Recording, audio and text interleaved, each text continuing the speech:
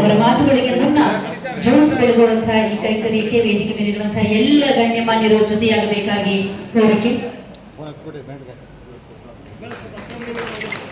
ಫಾರ್ಮಸಿಕಲ್ ಮಂಡ್ಯ ಸಹಯೋಗ ಕೃಷಿ ಇಲಾಖೆ ಮಂಡ್ಯ, ಬೆಲ್ಲದ ನಾಡು ರೈತ ಉತ್ಪಾದಕ ಕಂಪನಿಗಳ ಒಕ್ಕೂಟ ಮಂಡ್ಯ ಆಯೋಜನೆ ಮಾಡಿದೆ.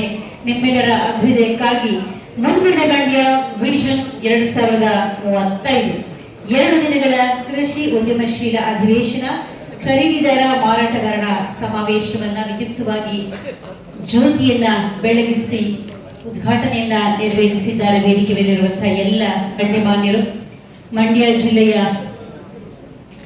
ಅಭಿವೃದ್ಧಿಗಾಗಿ ಅಹರ್ನಿಶೆ ಶ್ರಮಿಸ್ತಾ ಇರುವಂತಹ ಮಾನ್ಯ ಶಾಸಕರಾದ ಶ್ರೀ ರವಿಕುಮಾರ್ ಗೌಡ ಅವರ ನೇತೃತ್ವದಲ್ಲಿ ವೇದಿಕೆ ಮೇಲಿರುವಂತಹ ಎಲ್ಲ ಗಣ್ಯಮಾನ್ಯರು ಕೈ ಜೋಡಿಸಿದ್ದಾರೆ, ಸಹಕರಿಸಿದ್ದಾರೆ.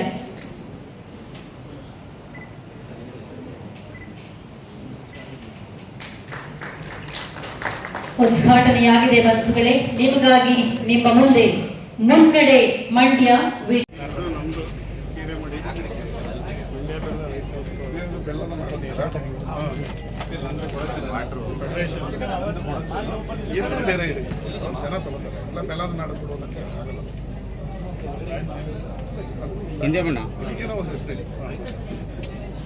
ಇವತ್ತಿನ ವಿಷನ್ ಅಲ್ಲ, 10 ವರ್ಷಕ್ಕೆ ಏನು ಮಾಡ್ಬೋದು, ಇವತ್ತಿಂದ ಅದನ್ನು ಹೇಗೆ ನಾವು ಪಾಸಿಟಿವ್ ಆಗಿ ಹೋಗ್ಬೋದು ಅನ್ನೋ ಒಂದು ವಿಷನ್ ಇಟ್ಕೊಂಡು ಈ ಪ್ರೋಗ್ರಾಮ್ ಮಾಡ್ತಿದ್ದಾರೆ. ಮತ್ತೆ ಮಂಡ್ಯ ಬಗ್ಗೆ ನೀವು ಒಂದು ಇನ್ವಿಟೇಷನ್ ಕಾರ್ಡಲ್ಲಿ ನೋಡಿದ್ರೆ ತುಂಬ ಡೀಟೇಲ್ ಆಗಿ ಅನಾಲಿಸಿಸ್ ಮಾಡಿದೆ.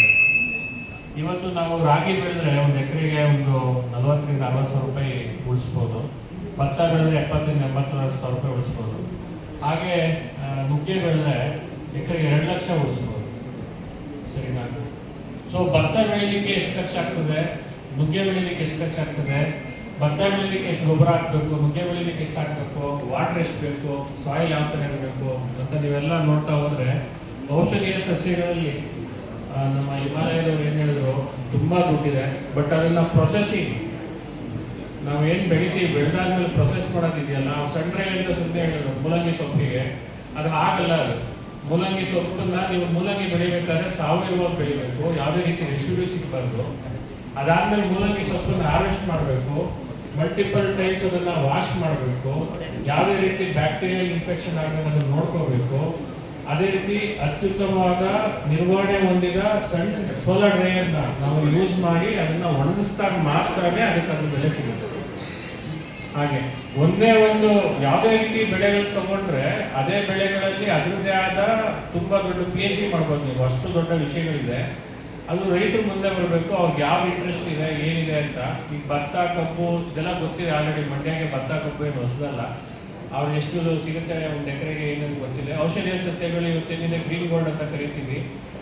ಜಗತ್ತಿನಲ್ಲಿ 16,000ಕ್ಕೂ ಹೆಚ್ಚು ಔಷಧೀಯ ಸಸ್ಯಗಳು ಹೊಂದಿರುವಂಥ ದೇಶ ಆಫ್ಟರ್ ಚೀನಾ ನಮ್ಮದೇ ಭಾರತ. ಅದಲ್ಲದೆ ನಮ್ಮದು ಸಾಂಪ್ರದಾಯಿಕ ಬೆಳೆಗಳು ಏನಿದೆ, ರಾಜಮುಡಿ ಮತ್ತೆ ನವರ, ಇಂದ್ರಾಯಣಿ, ಅಂಬೆಮ್ಮೋರ್, ಇದೇ ರೀತಿ 100ಕ್ಕೂ ಹೆಚ್ಚು ವೆರೈಟಿಯಾದ ಅಕ್ಕಿಗಳಿದ್ದಾವೆ. ಅದೇ ರೀತಿ ಸಾಂಬಾರು ಪದಾರ್ಥಗಳಿದ್ದಾವೆ, ಔಷಧೀಯ ಸಸ್ಯಗಳಿದ್ದಾವೆ.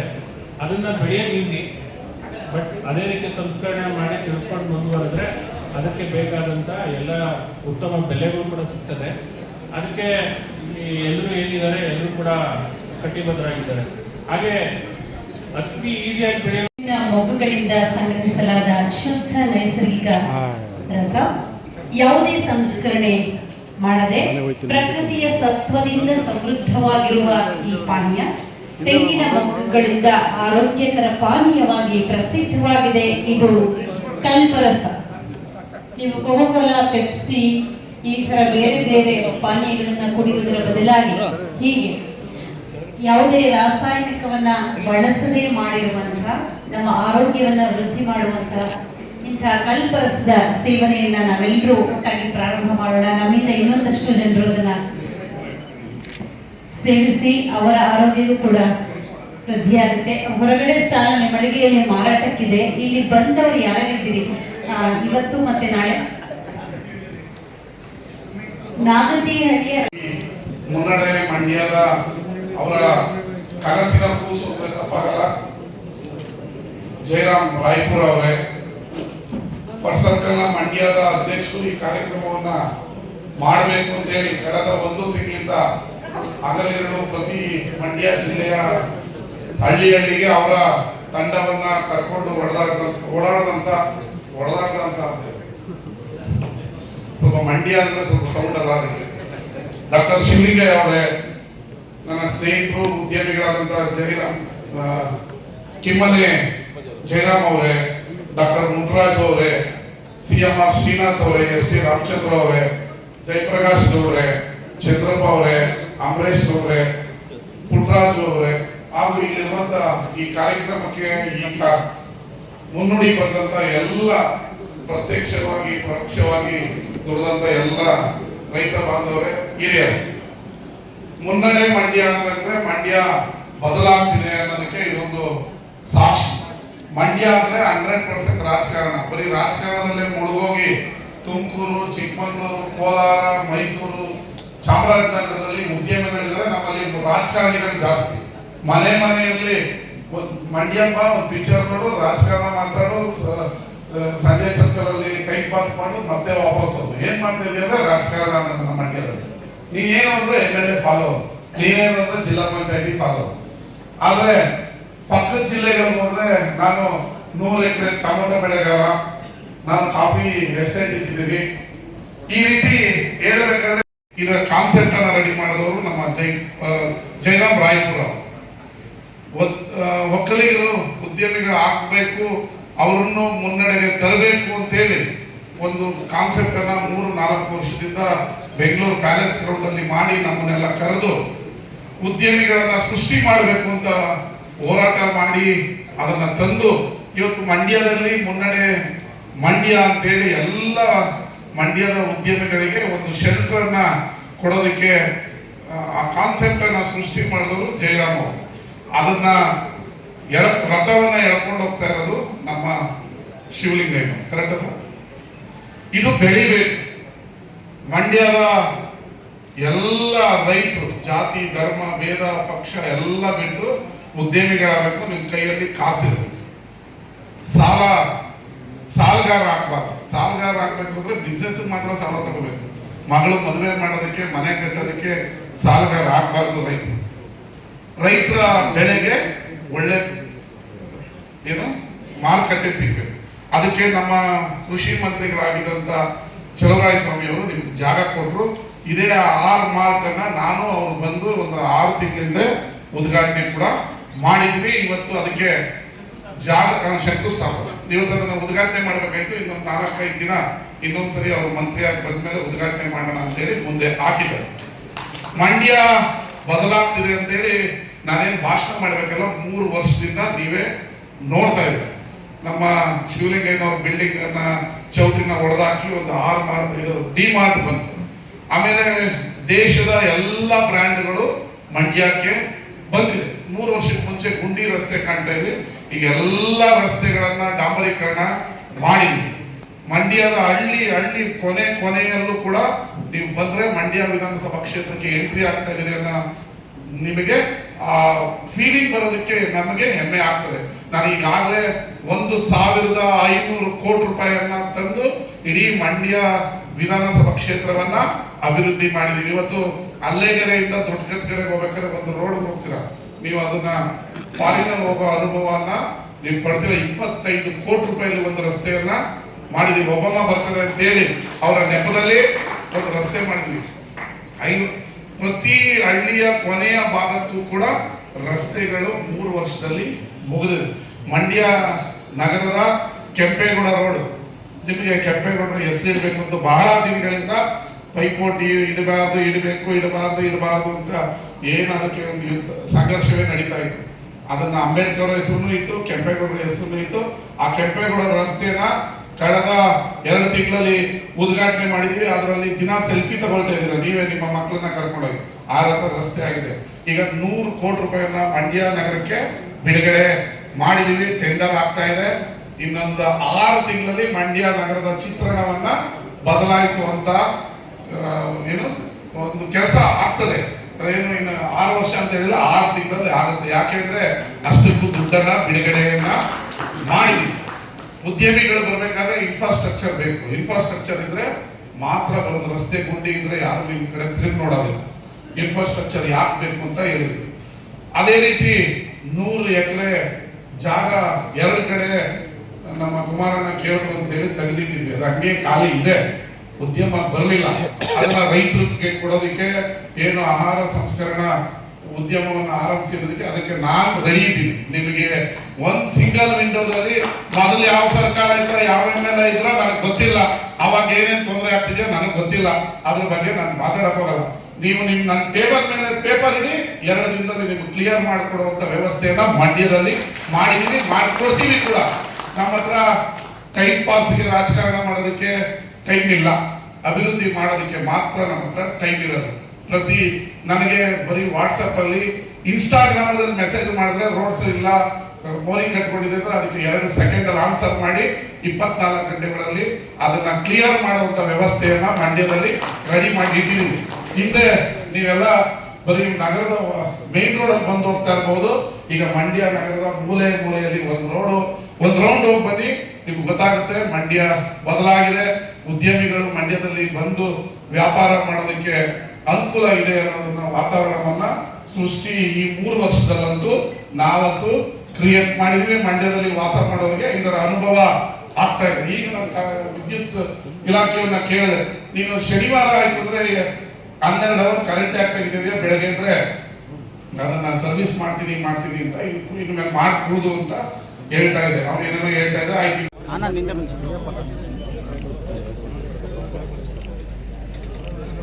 ಧನ್ಯವಾದಗಳು ಸರ್, ಬಹಳ ಖುಷಿ ಆಯ್ತು.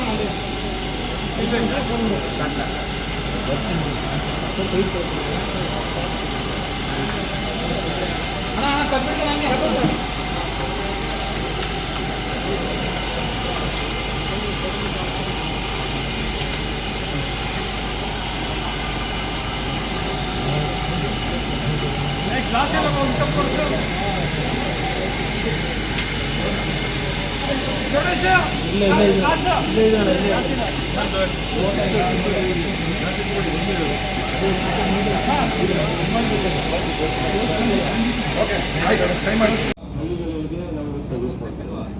ಸರ್ವಿಸ್ ಕೊಡ್ತಾ ಇದ್ದೀವಿ ಅಂದರೆ ಅಲ್ಲಿರುವಂಥ ಅಂಗಡಿಗಳಿಗೆ ರೀಚ್ ಆಗ್ತಾ ಇದ್ದೀವಿ. ಮಹೇಶಣ್ಣ ಈ 30,000 ಹಳ್ಳಿಗಳಿಗೆ ನಾವು ಹಂಚ್ತಾ ಇದ್ದೀವಿ. ಇದನ್ನ ಹಂಚ್ಬೇಕಾದ್ರೆ ಬನ್ನಿ ಯಾರು ಯಾವ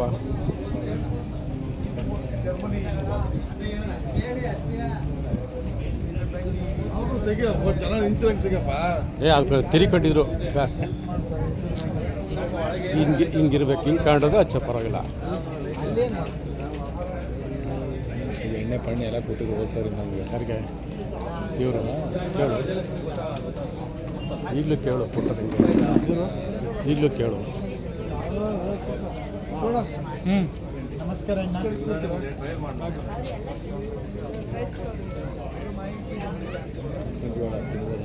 ಎಲ್ಲೂ ನೀನೇ ಅಡ್ಲಾಗ ಹೋಯ್ತಿಲ್ಲಕ್ಕೆ ಅಂತ ಬಾಗಿತ್ತಾಗ ಬಾಳೆಹಣ್ಣು ಇಸ್ಕೊಳ.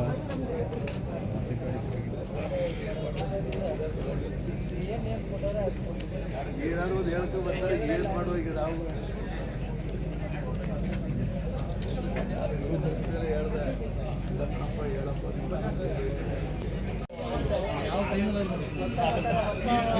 ಫೋನ್ ಮಾಡಿದ್ರೆ ಪಾಲಿಸ್ ಕೊಡ ಹಂಗೆ ಪಾಲಿಸ್ ಹಂಗೆ ಪಾಲಿಸ್ ಕೊಡ ಅಂದ್ರೆ ಪಾಲಿಸ್ದಾಗ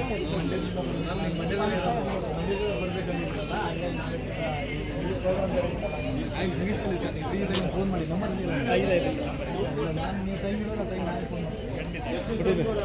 ಬಡ ಬಡ ತೆಗೆದು ಹೇಳ್ಕೊಡ್ತೀನಿ ಇಟ್ಕೊ. ನಾವು ನಂಗೆ ಗೊತ್ತಾಗ್ತದೆ ನಿನ್ಗೇನು ಆಯ್ತು ಓಪನ್ ಮಾಡಿ ಹಿಂಗೆ ನನಗೆ ಗೊತ್ತಣ ಅದು ನೋಡು. ನಾನು ಹಂಗೆ ಮಾಡೋದಿಲ್ಲ ಮೂವ್ ಮಾಡ್ಬಿಡ್ತೀನಿ ಕಾಣ ನೋಡಿ ಆಯ್ತು ಬಿಡೋಣ ಈಗ ಕಂಟಿನ್ಯೂಟಿ ತೆಗೆದ್ಕಿನ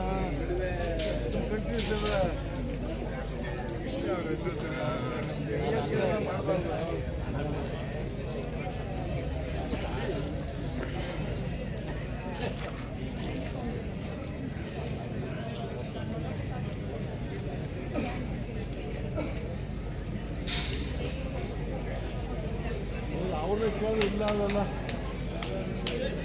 ಒಳಗೆ ಮೀಟಿಂಗ್ ಇರಬೇಕು ಹೊರಗಡೆ ಹಿಂದ್ಗಡೆ ಇಲ್ಲ ಕಣ ಇನ್ನೂ ಇಲ್ಲ ಅವ್ರು ಬರ್ಬೇಕು.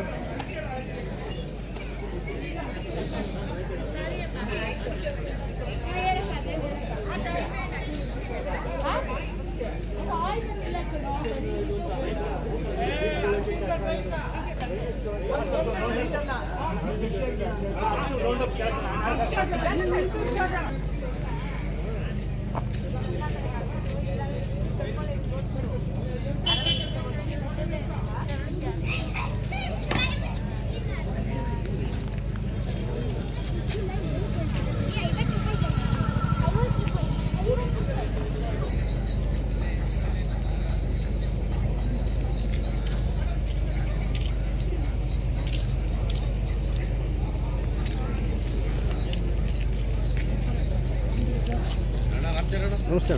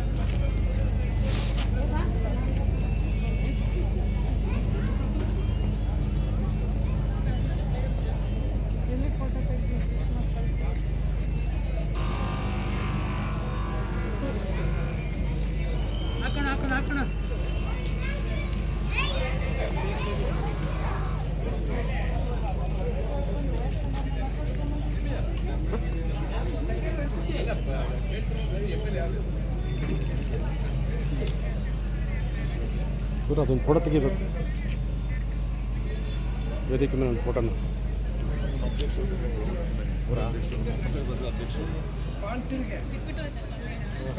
ಬಾಣ್ತಿರ್ಗೆ ಎದ್ದಲ್ಲ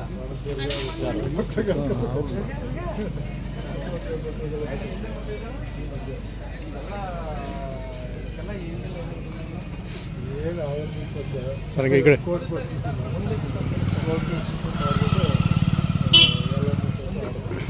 ಪರವಾಗಿಲ್ಲಣ್ಣ ಮಾರ್ಕೆಟ್ ಅಂದರೆ ಸಂಡೆ ವಾರ ವಾರ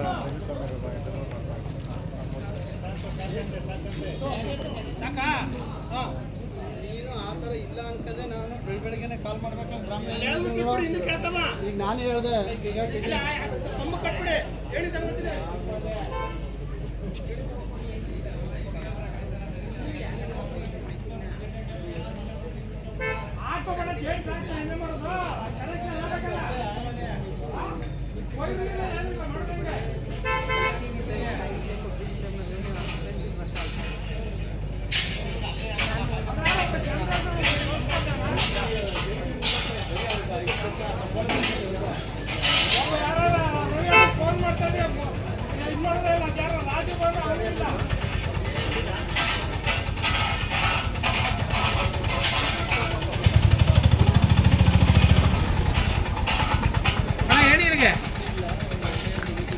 ಯಾರು ಹೇಳ್ದಲ್ಲ ಐತೆ ಬಾಕ್ಸು ಇಲ್ಲೈತೆ ಅಲ್ವಾ ಅಲ್ಲೇ ಕಟ್ಬಿಡಿ ಅಲ್ಲಿಗೆ ಇಲ್ಲ ಐತೆ ಅಲ್ಲ ಅಲ್ಲ ಎತ್ತರವಾಗದೆ ಇದಕ್ಕೆ ಕಟ್ಬಿಡಿ ಅಲ್ವೋ ಯಾಕೆ ಕೊಯ್ರೈತೆ ಅಲ್ಲಿ ನಮ್ಮ ಎತ್ತರಗೈತೆ ನಿಮ್ಮ ಕಡೆ ಇಲ್ಲಿ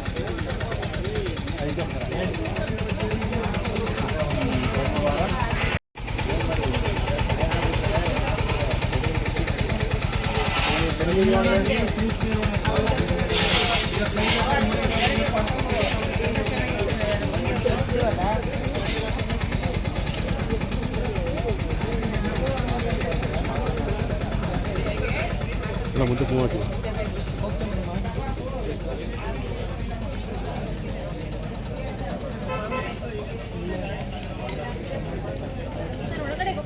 ಹೋಗು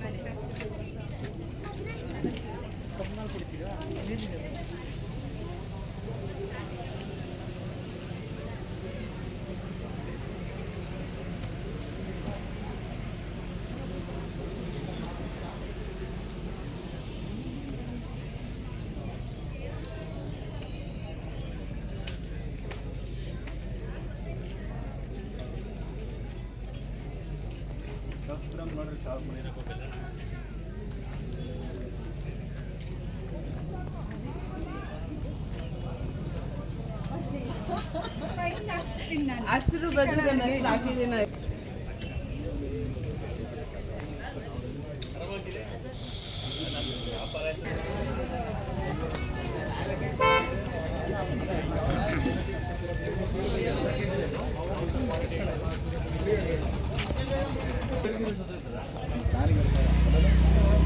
ಸೈಟ್ ವಿಸಿಟ್